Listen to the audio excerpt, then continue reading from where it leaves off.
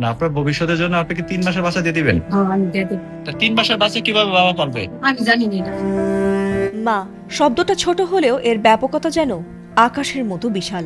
দীর্ঘদিন নানা শারীরিক মানসিক ধকলের মধ্য দিয়ে মা হতে হয় নারীদের, আর তাই প্রতিটি সন্তানই মায়ের চোখে নারী ছেঁড়া ধন, নয়নের মণি। খুব কম মাই আছেন যিনি তার সন্তানকে চোখের আড়াল করতে চান। শত প্রতিকূলতা সত্ত্বেও নিজের সন্তানকে বাবার চেয়ে সবচেয়ে বেশি আগলে রাখেন মাই।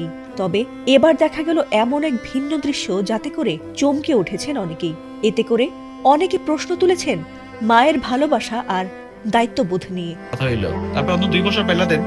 না না না, দীর্ঘ দাম্পত্য কলহের পর বিচ্ছেদ হয়েছিল এক দম্পতির, আর তাতে পারিবারিক আদালতে সন্তানের হেফাজত নিয়ে হাজির হয়েছিলেন এক মা, আর পাশে আরেক নারীর কোলে তাদের 3 মাসের শিশু সন্তান। দৃশ্যটি পরিচিত হলেও সেই দৃশ্যে ঘটে গেছে এমন এক ঘটনা যাতে করে হতবাক বহু মানুষ।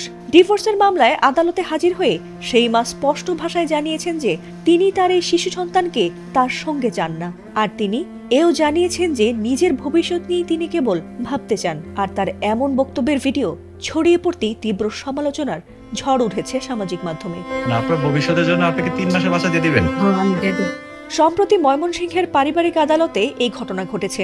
জানা গেছে এই দম্পতির 4 বছরের একটি সন্তানও রয়েছে এবং বিচ্ছেদের আগে হয়েছে আরেকটি সন্তান যার বয়স এখন 3 মাস।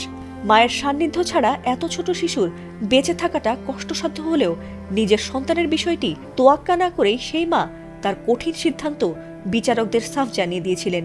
এমনকি বিচারক ও জেলা লিগ্যাল এইড অফিসার বারবার তার সন্তানকে অন্তত 2 বছর রাখতে বললেও সেই মা বলেন, যে সংসারই আমার হাতে নেই সে সন্তানও আমি আর রাখতে চাই না। আমার ভবিষ্যৎকে আমি গুছিয়ে নিতে চাই। অবশ্য বিষয়টি নিয়ে পরে শেষ পর্যন্ত বিচারক কঠোর অবস্থান নিয়েছিলেন। সন্তানের কল্যাণের কথা বিবেচনা করে শিশুটিকে তার মায়ের কাছে রাখতেই বাধ্য করা হয়েছিল। 2 মাসের কথা আমার একটা ভবিষ্যৎ আছে। আমি সব এই ঘটনা সামাজিক যোগাযোগ মাধ্যমে ছড়িয়ে পড়তেই মিশ্র প্রতিক্রিয়া জানিয়েছেন নেটিজেনরা। অনেকেই বলছেন বিচ্ছেদই যদি হবে তাহলে সন্তানের জন্ম দিয়ে কেন, শিশুটির জীবন অযথাই কেন নষ্ট করা হচ্ছে এভাবে। আবার অনেকে সেই সন্তানের মাকে স্বার্থপর বলেও দুষছেন। আবার অনেকে প্রশ্ন তুলছেন শিশুর দায়িত্ব কি কেবল একা মায়েরই। আবার অনেকে ওই মায়ের পক্ষ নিয়ে বলছেন বাবারা এমন কথা বললে ঠিক ছিল আর মা এমন কথা বলতেই কেন তার দোষ দেয়া হচ্ছে। তবে এই হৃদয় বিদারক দৃশ্যটি নাড়া দিয়েছে সবাইকেই।